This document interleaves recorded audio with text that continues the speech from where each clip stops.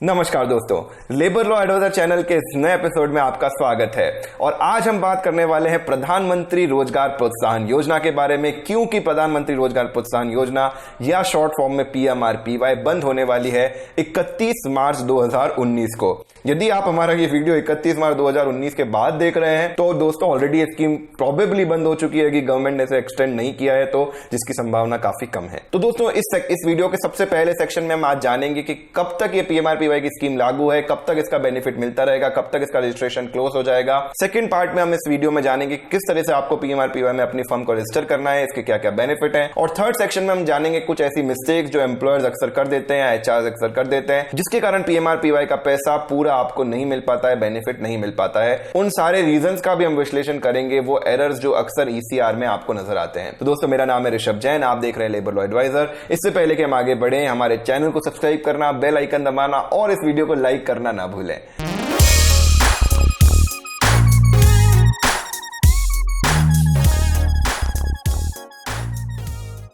तो दोस्तों जैसा कि आप सभी जानते हैं, PMRPY योजना 9 अगस्त 2016 को हमारे प्रधानमंत्री श्री नरेंद्र मोदी जी के द्वारा लाई गई थी। इसमें यह कहा गया था कि जो नए अनस्किल्ड एम्प्लॉय हैं उनका एम्प्लॉयर का 8.33% शेयर गवर्नमेंट ऑफ इंडिया दे देगी। लेकिन 1 अप्रैल 2018 के बाद एक नए नोटिफिकेशन के थ्रू गवर्नमेंट ने यह बोला कि हम ना सिर्फ 8.33% बल्कि कंप्लीट 12% जो एम्प्लॉयर का शेयर है वो हम लोग पे कर देंगे, यानी 3.67% जो PF में जाता है और 8.33% जो पेंशन फंड में जाता है वो कंप्लीट हम लोग पे कर देंगे। और साथ ही साथ इस स्कीम की वैलिडिटी को भी बढ़ाकर कर दिया गया था 31 मार्च 2019, यानी इससे पहले यदि जिन संस्थाओं ने अपना रजिस्ट्रेशन करा लिया और जिन एम्प्लॉय का रजिस्ट्रेशन हो गया है उन सभी को इस स्कीम का बेनिफिट मिलता रहेगा। इस स्कीम को लाने के पीछे दो महत्वपूर्ण उद्देश्य थे। नंबर 1, एक तो एम्प्लॉयर्स को इंसेंटिवाइज करना कि ज्यादा से ज्यादा एम्प्लॉयज को अपनी एस्टेब्लिशमेंट में जोड़े, पेरोल पर जोड़े और उन्हें लीगल तरीके से पे करें, कैश इत्यादि में पे नहीं करें। दूसरा जो बेनिफिट एम्प्लॉयज के लिए था, ज्यादा से ज्यादा उन्हें जॉब मिल पाए एक ऑर्गेनाइज सेक्टर में। हमारे लेबर मिनिस्टर श्री संतोष कुमार गंगवार ने एक स्टेटमेंट में बताया था जनवरी 2019 तक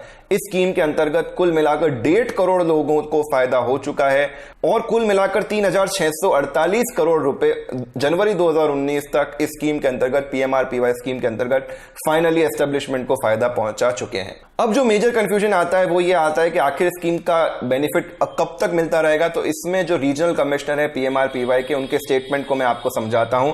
regional PF commissioner of PMRPY ने कहा है कि the options of new employ and new company registration of PMRPY portal will be disabled from 1st April 2019. Means the employees who joins before 31st March 2019 has to be registered on PMI portal, else the benefit of March 2019 joinees will lapse. Similarly, the establishment has to register before 31st March 2019.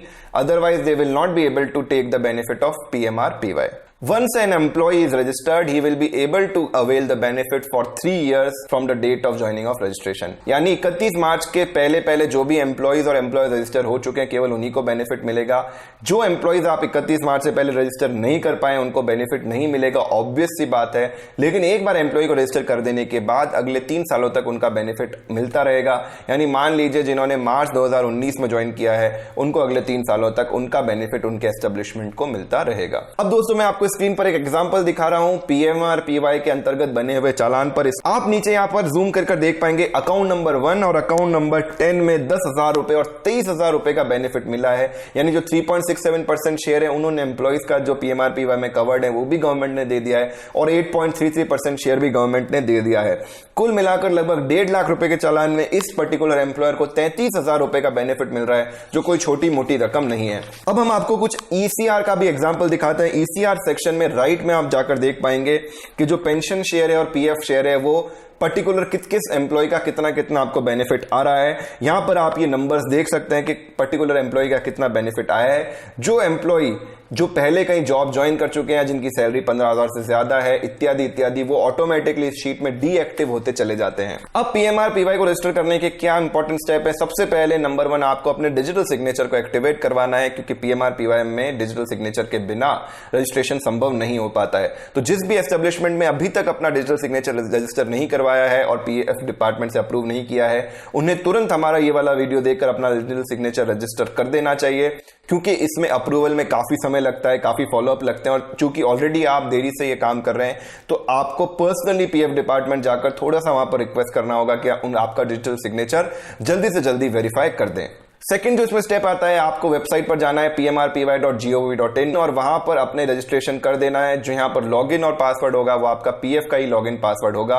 PF number आपका user name बन जाएंगे और PF का password ही आपका password बनेगा। जो तीसरा step है उसमें आपको अपने एम्प्लॉइज को रजिस्टर करना है, उन्होंने डिजिटल सिग्नेचर के थ्रू अप्रूव करना है। इसीलिए मैंने आपको पहले बोला था कि आपका डिजिटल सिग्नेचर वेरीफाई होना पीएफ डिपार्टमेंट से बहुत जरूरी है। कोई भी डिजिटल सिग्नेचर लगाकर आप इन एम्प्लॉइज को वेरीफाई नहीं कर सकते हो। अपने एम्प्लॉइज को कैसे रजिस्टर करना है, उन्होंने वेरीफाई कैसे करना है, उसका भी हमने वीडियो बना रखा है। आप ये वीडियो देखकर अपने एम्प्लॉइज को तुरंत से उसमें रजिस्टर कर दीजिए। अब किन किन बातों का आपको पीएमआरपीवाई के लिए ध्यान में रखना है उनकी बात करते हैं। तो पीएमआरपीवाई को आपको 3 इंपॉर्टेंट बातों का ध्यान रखना है। नंबर 1, सभी एम्प्लॉय की केवाईसी पीएफ की साइट पर अप्रूव होनी चाहिए आपके डिजिटल टोकन के थ्रू। नंबर 2, केवल उन्हीं एम्प्लॉइज को आप रजिस्टर करेंगे जिनकी सैलरी 15,000 से कम है। ये सैलरी ग्रॉस सैलरी है, बेसिक सैलरी नहीं है। जिन भी एम्प्लॉय की ग्रॉस सैलरी 15,000 से ज्यादा है और उन्हें आपने रजिस्टर कर दिया और उनका बेनिफिट भी आ गया, तो पीएफ डिपार्टमेंट आपके लिए रिकवरी निकाल देगा। इसका एक एग्जांपल हम आपको स्क्रीन पर दिखा रहे हैं। ऐसे नोटिस कई सारे एस्टेब्लिशमेंट को दिए हैं जिन्होंने उन एम्प्लॉय को रजिस्टर कर दिया था जिनकी सैलरी 15,000 से ज्यादा थी, क्योंकि पीएमआरपीवाई स्कीम के अंतर्गत ये क्लियरली प्रोहिबिटेड है। नंबर 3, ईसीआर में कई प्रकार के एरर आते हैं, हम उनको भी समझ लेते हैं। हम आपको स्क्रीन पर कुछ एरर्स दिखा रहे हैं। ये एरर क्यों रीजन से आते हैं हम उसको समझते हैं। जो एरर 1 है, ECR already filled for this employ, यानी एक बार ईसीआर फिल करने के बाद यदि आप दोबारा एरियर इत्यादि का चालान बना रहे तो उस केस में आपका बेनिफिट ऑब्वियसली नहीं आएगा। जो सेकंड बेनिफिट है, parallel employment, ECR already generated. तो जैसा कि आपको मालूम है, पीएफ का पोर्टल करंटली 2 अलग अलग एम्प्लॉयमेंट को एक साथ कंसीडर नहीं कर पाता है। ऐसे केस में यदि कोई एम्प्लॉय ऑलरेडी कहीं और काम कर रहा है, उसके साथ एक और उसने जॉब ले रखा है, तो उस केस में भी ये ईसीआर पोर्टल उसके पीएमआरपीवाई का बेनिफिट नहीं देता है। नंबर 3, बेनिफिट ऑलरेडी रेमिटेड, ये जनरली तब आता है जब उस पर्टिकुलर मंथ में उस एम्प्लॉय के 0 डेज होते हैं।